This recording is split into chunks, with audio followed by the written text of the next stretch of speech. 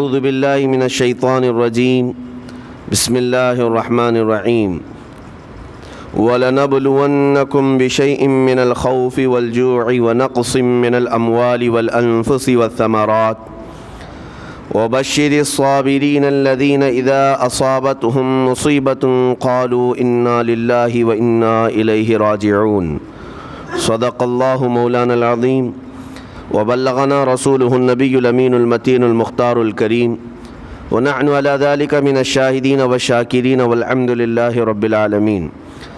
بارگاہ رسالت معاب صلی اللہ علیہ وسلم میں درود پاک کا ہدیہ پیش کریں۔ اللہم صلی علی سیدنا و مولانا محمد معدن الجود والکرم وآلہ واصحابہ الکرام وابنہ الکریم وبارک وسلم صلاة دائمة سرمدا ابدا۔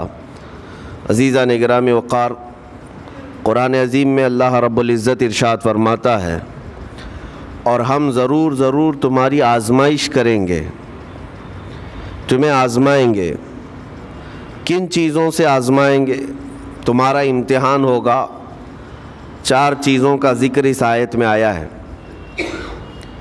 بِشَيْءٍ مِّنَ الْخَوْفِ، تمہیں ڈر دے کر کے کسی چیز کا، خوف سے تمہیں آزمایا جائے گا۔ والجوع، اور بھوک کے ذریعے سے آزمایا جائے گا۔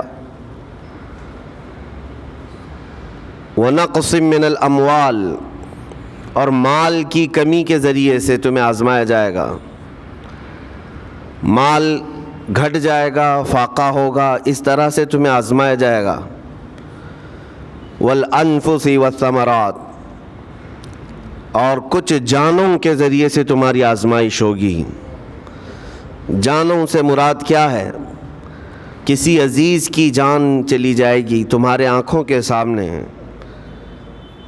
تمہارے گھر والوں کی موت تمہارے لیے بڑی آزمائش ہے، تمہارے لیے ایک بڑا امتحان ہے۔ اور پھر اخیر میں رب تبارک و تعالیٰ ارشاد فرماتا ہے، وَبَشِّرِ الصَّابِرِينَ الَّذِينَ إِذَا أَصَابَتْهُم مُّصِيبَةٌ قَالُوا إِنَّا لِلَّهِ وَإِنَّا إِلَيْهِ رَاجِعُونَ۔ اے رسول، ان لوگوں کو بشارت دے دیں۔ کن لوگوں کو؟ ان لوگوں کو بشارت دے دیں جن کے پاس مصیبت آتی ہے تو یوں کہتے ہیں ہم اللہ ہی کے ہیں اور اللہ ہی کی طرف لوٹنے والے ہیں۔ مصیبتوں کے وقت جنہوں نے کہا انا للہ و انا الیہ راجعون، رب تعالیٰ فرماتا ہے رسول انہیں بشارت دے دیجیے۔ کس بات کی بشارت؟ کس بات کی خوشخبری؟ اولئک علیہم صلوات من ربہم ورحمہ واولئک هم المہتدون۔ اللہ فرماتا ہے یہ وہ لوگ ہیں جن پر ہمیشہ اللہ کی رحمتیں اترتی ہیں۔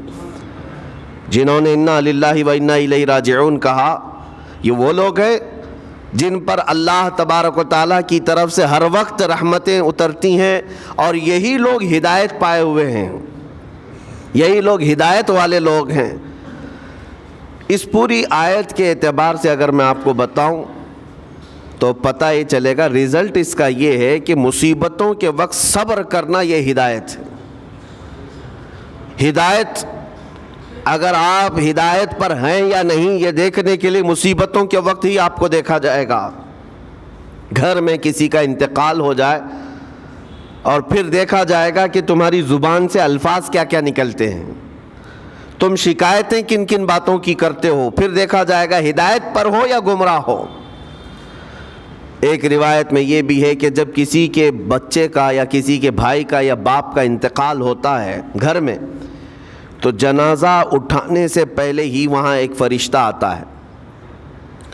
وہ فرشتہ گھر والوں کا معائنہ کر رہا ہوتا ہے کہ کون کون کیا کیا کہہ رہا ہے۔ رب ذوالجلال ہر چیز کی خبر رکھتا ہے، لیکن فرشتوں کو اسباب بنایا گیا ہے اور گواہ بنانے کے لیے انہیں یہ ڈیوٹی دی جاتی ہے۔ ہر ایک کی زبان سے نکلے ہوئے الفاظ وہ سنتا ہے اور جا کر کے رب تعالیٰ کی بارگاہ میں عرض کرتا ہے۔ اللہ تعالیٰ پوچھتا ہے کہ میں نے فلاں کے گھر سے ایک جان لے لی، ان کا عزیز بیٹا چلا گیا، بھائی چلا گیا، ماں چلی گئی، وہ لوگ میرے بارے میں کیا کہہ رہے تھے؟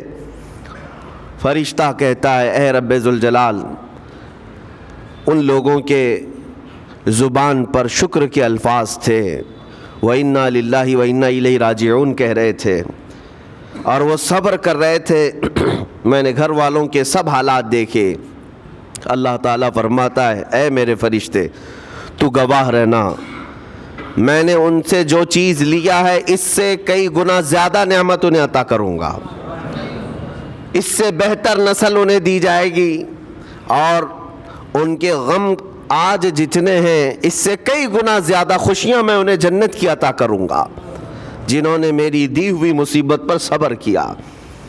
اور کوئی گھر ایسا ہوگا جس گھر سے فرشتہ جا کر کہے گا کہ مولا اس گھر والے تو بے قابو تھے, جو منہ میں آیا بکے جا رہے تھے, وہ تو یوں کہہ رہے تھے کہ اللہ کو کیا ہمارا ہی گھر ملا, ہمارا ہی بچہ جانے کو تھا, ہمارے ہی گھر میں یہ آفت آنے کو تھی. اس طرح کے الفاظ وہ کہہ رہے تھے اور رب تبارک و تعالیٰ کو ظالم کہہ رہے تھے. اللہ تبارک و تعالیٰ اپنے جلال کا اظہار فرماتا ہے, ارشاد فرماتا ہے فرشتے کو اے فرشتے تو گواہ رہنا, انہوں نے میرے بارے میں جیسا گمان کیا اب میں ان کے ساتھ ویسا ہی سلوک کروں گا. اللہ تبارک و تعالیٰ کے ساتھ یہ گمان جس طرح بندہ کرے گا اللہ تعالیٰ اس کے ساتھ اسی طرح کا سلوک فرمائے گا. اس کو ارحم الراحمین ہی تصور کرو. ہمیشہ رب تبارک و تعالیٰ مہربان ہے اور مہربان ہی اس کی طرف گمان کرنا بھی چاہیے مومن کو. انشاءاللہ العزیز مہربانی ہوگی, اور بلکہ دلوں کا قرار اور سکون بھی رب تعالیٰ ہی عطا کرتا ہے. اے میرے عزیزو, یہ تمہیدی باتوں کے بعد میں اب عرض کرنا چاہتا ہوں. محرم الحرام کے مہینے میں کربلا کے واقعات سنتے ہی رہتے ہیں. میرے عزیزو, ہم بچپن سے لے کر اب تک ہر سال کربلا میں ہونے والے عظیم حادثے کو سنتے بھی آ رہے ہیں. 14 صدیوں گزر جانے کے بعد بھی اس واقعے کو یاد کرتے ہیں تو آنکھیں بھیگ جاتی ہیں. اس میدان میں, وہاں کے ریگزاروں میں رسول کریم صلی اللہ تعالیٰ علیہ وسلم کے اہل بیت کا جو امتحان تھا وہ کتنا سخت تھا, کتنا کٹھن تھا. کسی ایک کے ساتھ کوئی معاملہ ہو جائے تو سمجھ میں آئے. امام عالی مقام سید الشہداء امام حسین رضی اللہ تعالیٰ عنہ کو کتنا بڑا امتحان دینا پڑا ہوگا. ایک نہیں, اپنے خاندان کی 29 لاشیں انہوں نے اٹھائی ایک دن کے اندر, اپنے خاندان کی.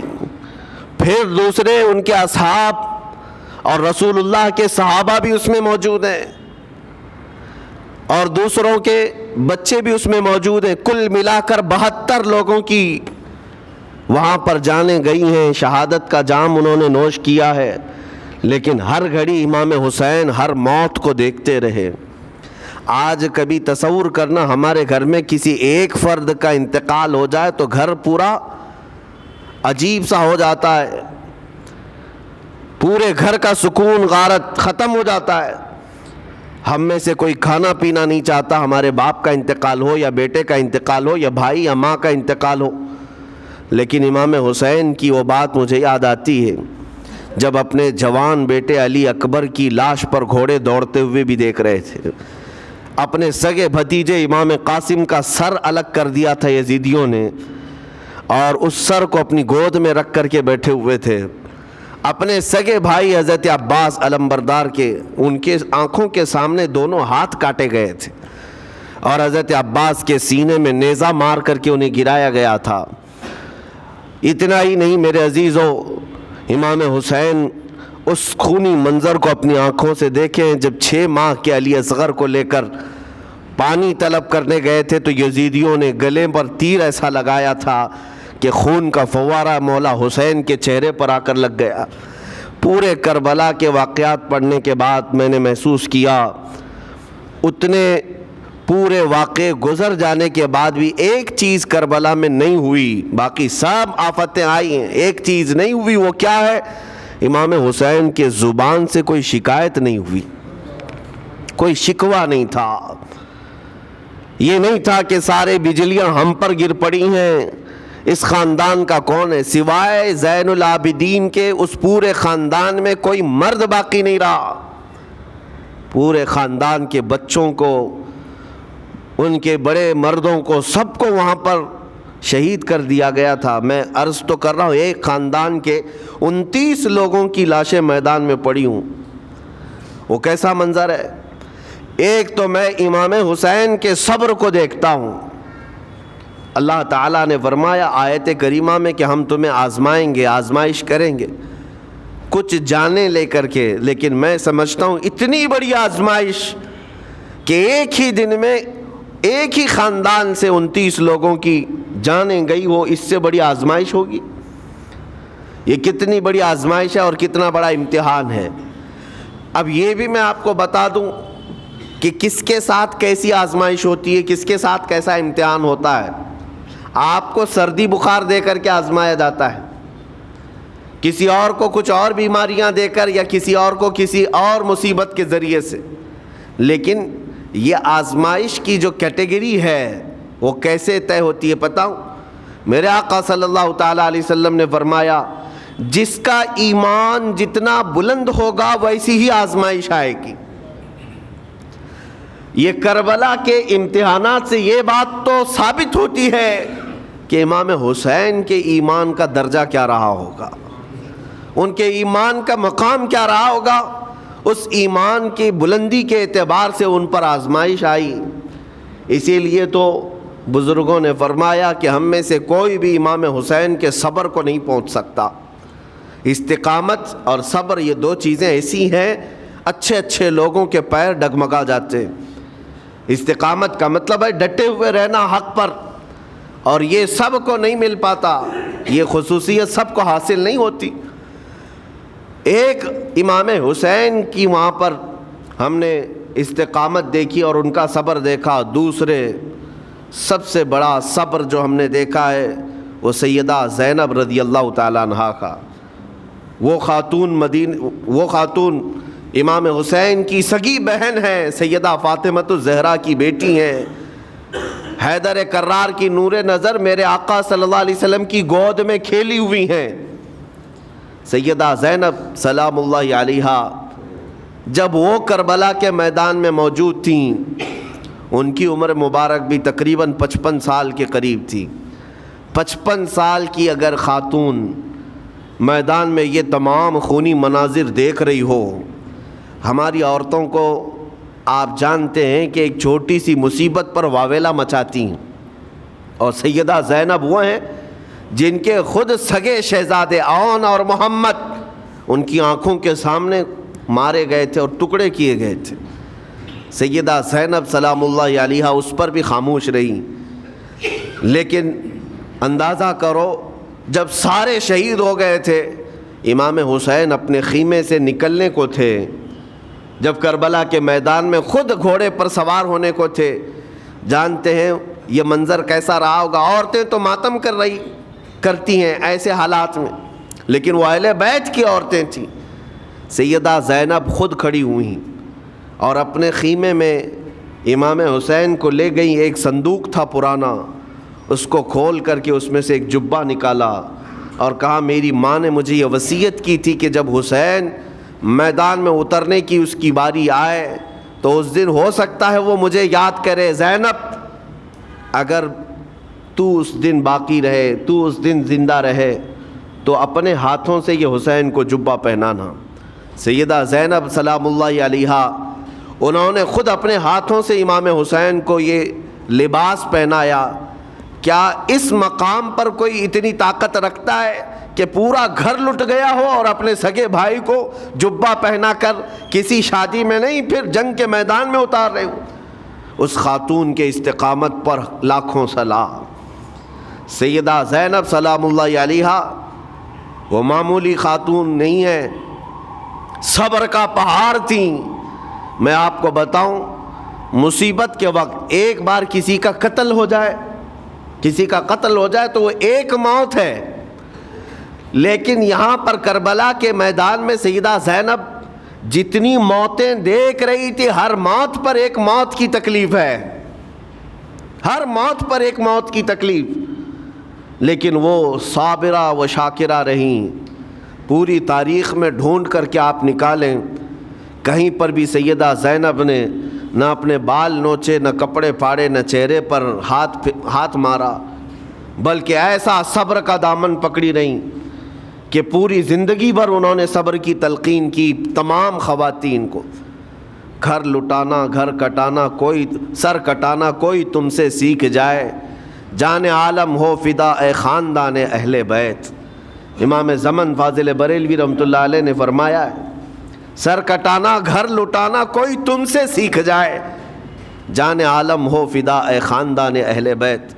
عزیزان گرامی وقار، یہاں پر ان حالات کے بعد میں آپ کو ایک بات ضرور کہنا چاہوں گا۔ مصیبتیں ہمارے گھر بھی آتی ہیں، آفتیں تکلیفیں ہمارے گھر بھی آتی ہیں، لیکن کیا ہم ان مصیبتوں کا سامنا کرتے ہیں، استقبال کرتے ہیں؟ نبی اکرم صلی اللہ تعالیٰ علیہ وسلم نے تو ارشاد فرمایا، مومن کو جب مصیبت آتی ہے تو اس کے لیے وہ نعمت ہے۔ دو چیزوں میں سے ایک چیز ہوگی اس کے ساتھ، اگر بخار بھی آئے، میرے آقا فرماتے ہیں اگر بخار بھی آیا ہے تو دو باتوں میں سے ایک بات ہوگی اس کے ساتھ، یا تو رب تبارک و تعالیٰ اس کے گناہ معاف کرے گا یا تو اس کے درجے کو بلند کرے گا۔ مصیبت اگر آئے تو ایک بات یاد رکھنا، رب تبارک و تعالیٰ اپنے محبوب بندوں کو، پسندیدہ بندوں کو آزمائش میں ڈالتا ہے، ورنہ جو لوگ یہ سمجھتے ہیں کبھی طبیعت خراب ہی نہیں ہونا چاہیے تو فرعون بن جاتے ہیں۔ ایسے لوگ، فرعون کو 90 سال تک نہ کبھی سردی آئی نہ بخار، کبھی کوئی بیماری نہیں، اور جب بندہ کبھی بیمار نہیں ہوتا تو اپنے آپ کو خدا تصور کرنے لگ جاتا ہے، میں تو دنیا کا سب سے مضبوط آدمی ہوں، مجھے کچھ نہیں ہوتا۔ لیکن مصیبتیں دے کر کے رب تبارک و تعالیٰ تمہیں تمہاری حقیقت بھی بتاتا ہے، اور انسان کو انسان کی لمٹ میں رہنا سکھایا جاتا ہے۔ تمہاری حیثیت صرف اتنی ہے کہ اگر نس رک گئی، دل کی دھڑکنیں ایک آن کے لیے اگر رک گئی تو سب ختم ہے۔ اس لیے تمہیں رب تبارک و تعالیٰ کے حضور جانا ہی ہے تو صبر بھی سیکھو اور شکر بھی سیکھو۔ آج مصیبتیں اور آفتیں آتی ہیں تو واویلا کرنے والوں کے لیے میرا میسج ہے، اللہ تبارک و تعالیٰ تمہاری ہر بات کو دیکھ رہا ہے۔ تمہارے چیخنے سے، چلانے سے، تمہاری شکایت کرنے سے گئے ہوئے آدمی کی جان واپس تو نہیں آنی ہے۔ تمہارا عزیز ترین بھائی مر گیا، تم جس سے سب سے زیادہ پیار کرتے تھے وہ بیٹا انتقال کر گیا، مجھے بتاؤ تم 10 لوگوں میں چیخو گے، چلاؤ گے، رب تعالیٰ کے حضور بری بری باتیں بھی کرو گے تو کیا وہ گئی ہوئی جان واپس آ سکتی ہے؟ میرے عزیزو، یہ وہ حکومت نہیں ہے کہ تمہارا احتجاج کرنے پر قانون واپس لے لیا جائے۔ تمہارے سب مل کر کے پروٹیسٹ کرنے سے حکومتیں اپنے فیصلے واپس لے سکتی ہیں، لیکن وہ رب ذوالجلال شہنشاہ اعظم کا قانون ہے۔ وہاں نبیوں کی بھی جو روح لی گئی، وہاں پر اللہ تبارک و تعالیٰ نے اپنے محبوب نبیوں کی بھی روح کو قبض کرنے کا حکم دیا، تو کیا سب کے غم منانے سے وہ روحیں واپس کرنے کا فیصلہ کیا گیا ہے؟ نہیں میرے عزیزو، اس عالم میں، اس کائنات میں پھر کوئی ہمارے رونے چیخنے چلانے سے واپس نہیں آتا۔ ہاں، غم کرنا اپنی جگہ پر ہے، لیکن غم کا شرعی طریقہ کیا ہے؟ میرے آقا صلی اللہ تعالیٰ علیہ وسلم نے بھی غم فرمایا۔ آپ کے عزیز بیٹے سیدنا ابراہیم جب انتقال کر گئے، میرے آقا کی آنکھوں میں آنسو تھے۔ حضور پاک صلی اللہ تعالیٰ علیہ وسلم کی آنکھوں کے سامنے سیدہ خدیجۃ الکبریٰ کا انتقال ہوا، حضور غمگین تھے۔ لیکن غم کا مطلب کبھی یہ نہیں ہوتا کہ اللہ کی بارگاہ میں شکایت کریں، تو نے میرے ساتھ ایسا کیوں کیا؟ یعنی تم حکم دو گے، رب تبارک و تعالیٰ کو تم مشورہ دو گے کہ کس کے ساتھ کیا کرنا ہے۔ اس لیے ان مواقع پر ہم سب کی آزمائش ہے، ہمارا امتحان ہے۔ ایسے معاملات جب بھی آتے ہیں، دیکھیں میں آپ کو ایک اور باریک بات بتا دیتا ہوں۔ یہ ہم آج تقریر کر رہے ہیں، ہو سکتا ہے آپ بھی سن رہے اور اچھی طرح سمجھ رہے ہیں، لیکن خود کے گھر پر جب آ جائے تو تقریر بھی یاد نہیں رہتی، نصیحت بھی یاد نہیں رہتی، غم کا غلبہ زیادہ ہو جاتا ہے۔ ایسے اوقات میں حکم کیا ہے مومنین کو؟ میرے گھر پر، میں جانتا ہوں شکایت نہیں کرنا چاہیے، میں جانتا ہوں غموں کے وقت صبر کرنا چاہیے، پھر بھی اگر میرے گھر میں آ گئی مصیبت تو مومنین کے لیے حکم یہ ہے کہ تم نے اب تک جو سنا تھا حدیثیں وغیرہ اس کو یاد دلاؤ، یعنی مجھے یاد دلاؤ۔ یہ مت سوچو کہ مولانا صاحب ہیں، مفتی صاحب ہیں، امام صاحب ہیں، ان کو تو سب معلوم ہوگا۔ غم کا غلبہ جب آ جاتا ہے تو اچھے اچھوں کو یاد نہیں رہتا۔ مومنین کو کہا گیا ہے کہ وہ یاد دہانی کریں، جائیں غموں کے وقت ان کی حالت دریافت کریں اور انہیں صبر کی تلقین کریں۔ ہر ایک کے لیے ضروری ہے، یہ سوچ کر کے پیچھے نہیں ہٹا جائے گا کہ یہ تو بہت جانکار لوگ ہیں، یہ بہت پڑھے لکھے لوگ ہیں، ان کو تو سب پتہ ہے۔ نہیں، بلکہ حکم یہ ہے کہ جس کے ساتھ بھی مصیبت آئے، مومنین، دوسرے مومنین اسے صبر کی تلقین کریں، اسے جا کر کے حوصلہ دیں اور اسے تسلی دیں۔ اب میں آتا ہوں ان باتوں کی طرف جو لوگ مصیبتوں کو برا سمجھتے ہیں۔ ایک صحابی تھے، ان کی شادی ہو گئی ایک صحابیہ سے، نکاح ہوا تھا مدینے میں، سال بھر خوشحالی سے گزرتے رہے، بہت اچھے دن گزرے۔ سال ختم ہونے کو تھا کہ خاتون جو ہے لڑائی کرنا شروع کر دیتی، کہتی مجھے تمہارے ساتھ رہنا نہیں، مجھے طلاق چاہیے، ڈائریکٹ طلاق۔ تو صحابی نے کہا ہوا کیا؟ وہ صحابیہ کہتی تھی نہیں مجھے تمہارے ساتھ رہنا نہیں۔ اس صحابی نے کہا ٹھیک ہے، اگر ایسا ہی ہے تو حضور پاک صلی اللہ علیہ وسلم کے پاس چلتے ہیں، وہاں جا کر فیصلہ کرا لیں گے۔ تو وہ صحابیہ مان گئیں، کہا چلو چلتے ہیں۔ تو دونوں چلے جا رہے تھے اپنے گھر سے، حضور پاک صلی اللہ علیہ وسلم کے دربار میں فیصلہ کروانا ہے۔ چلتے وقت راستے میں ایک پتھر سے ٹھوکر لگ گئی اس صحابی کو، اور اتنی تیز ٹھوکر لگی کہ ان کا ناخن اکھڑ گیا۔ اب وہ ان کی خاتون جو بیوی صحابیاں ہیں، وہ فوراً اپنے دوپٹے کا کپڑا پھاڑ کر کے انگلی کو باندھتی ہیں اور خون روکتی ہیں، اور اس کے بعد کہتی ہیں چلو واپس گھر چلتے ہیں۔ گھر واپس آنے کے بعد وہ کہتی مجھے طلاق نہیں چاہیے، ساتھ میں رہوں گی۔ کہا عورتوں کا موڈ، عورتوں کا اس طرح کا فیصلہ، کیا بات ہے؟ وہ صحابیہ کہتی ہے میں نے سنا ہے کہ جب کبھی کوئی بندہ بیمار نہیں ہوتا تو اللہ اسے پسند نہیں کرتا۔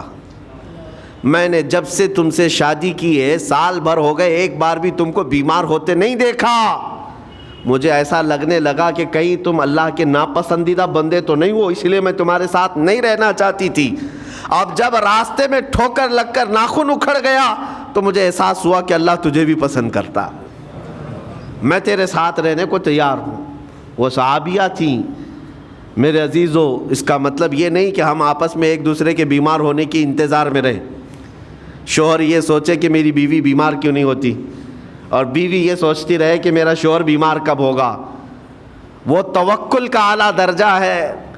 انتظار اور تمنا مت کرو بیمار ہونے کا، بلکہ بیماری آ جائے تو اللہ کا شکر ادا کرو، آ جائے تو صبر کرو۔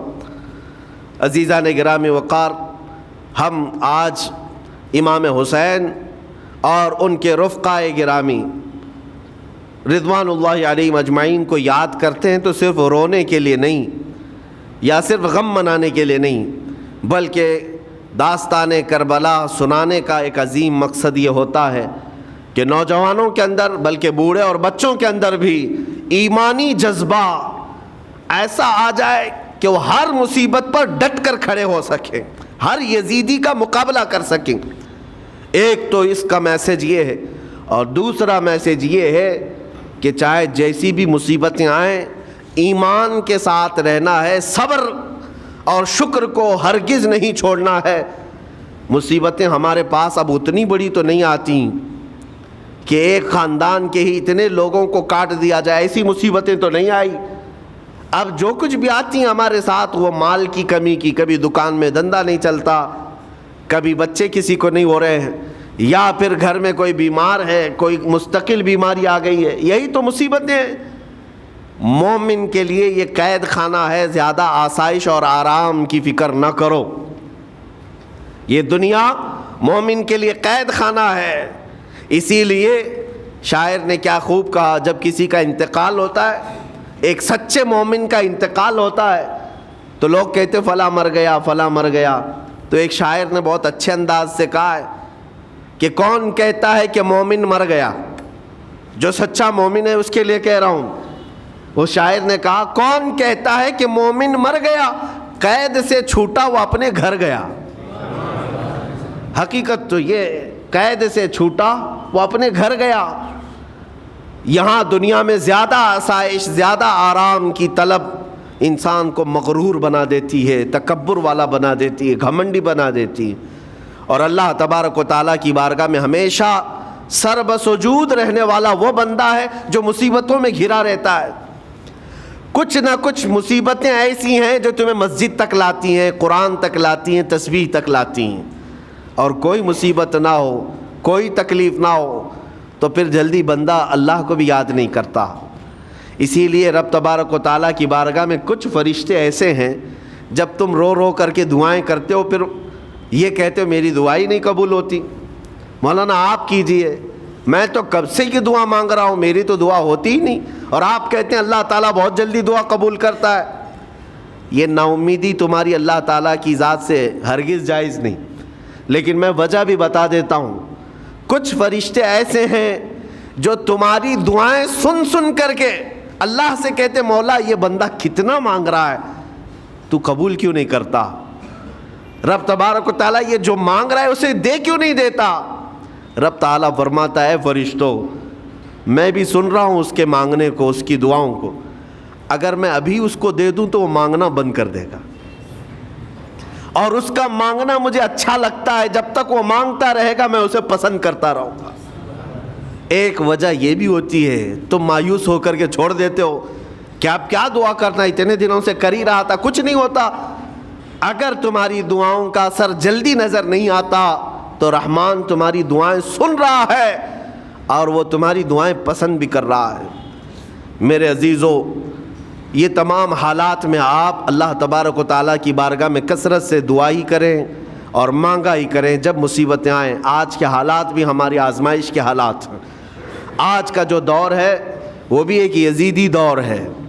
یہاں پر جگہ جگہ جو مسلمانوں کے ساتھ حالات ہیں یہ ہمارے لیے آزمائش کا دور ہے، بہت بڑا امتحان چل رہا ہے.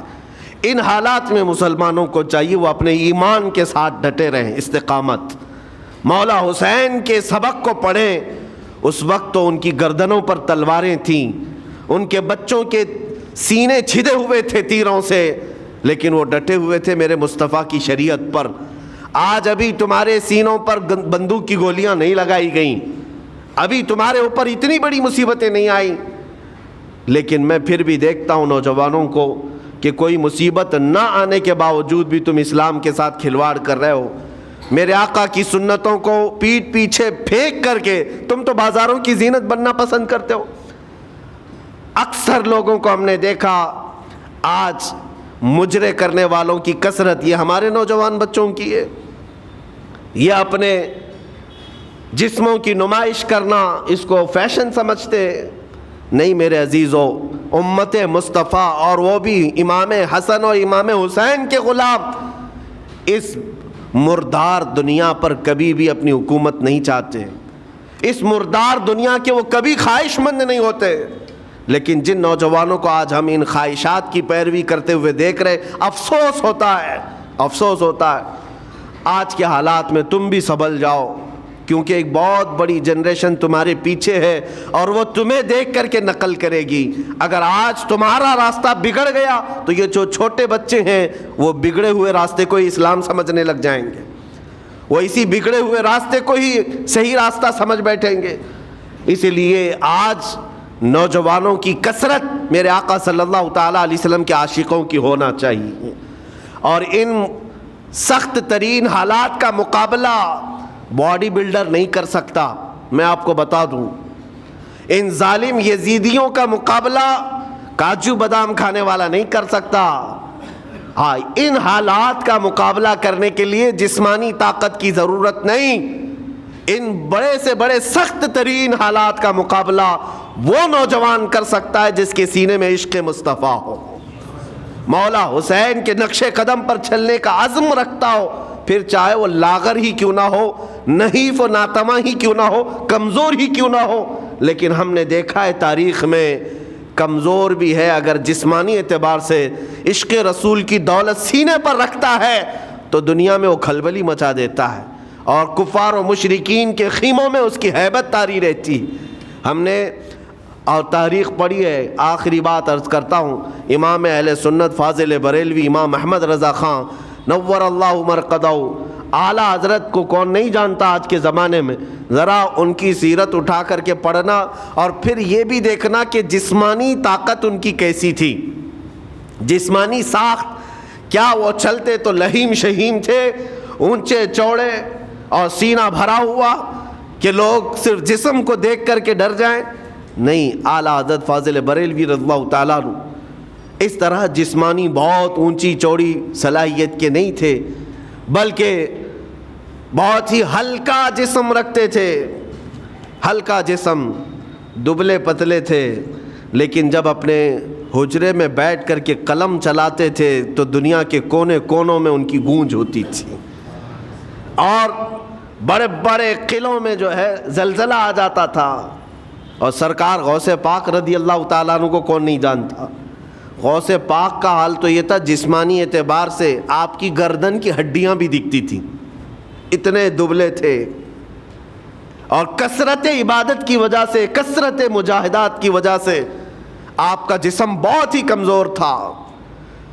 بلکہ ایک وقت کا واقعہ بھی ہے کہ آپ چلتے چلتے غش کھا کر گر گئے، چکر آ کر گر گئے۔ جسمانی اعتبار سے اکثر تو آپ پتے کھا کر کے رہے، کھانا بھی نہیں کھایا 40 سال تک، تو جسمانی اعتبار سے کمزور ہونا کوئی معنی نہیں رکھتا۔ لیکن دنیا یہ بھی جانتی ہے، گردن کی ہڈیاں ہی کیوں نہ دکھتی ہوں، ہاتھ و پیر کی ہڈیاں ہی کیوں نہ دکھتی ہوں غوث پاک کی، لیکن روحانی طاقت کا حال یہ ہے کہ کسی قبر کو ٹھوکر لگا دے تو مردہ زندہ ہو جائے۔ اس طاقت کو میں آج آپ کے سامنے کہنے کی بات کر رہا ہوں، عشق مصطفیٰ سینے میں ہو اور سچی عقیدت و محبت حسنین کریمین سے رکھتا ہو، اور پھر اپنے طریقے بدل لے تو بڑے جسم اور ڈیل ڈول بنانے کی ضرورت بھی نہیں آئے گی۔ مولا کریم تمہارا رعب خود ہی دشمنوں کے دلوں پر ڈالتا ہے۔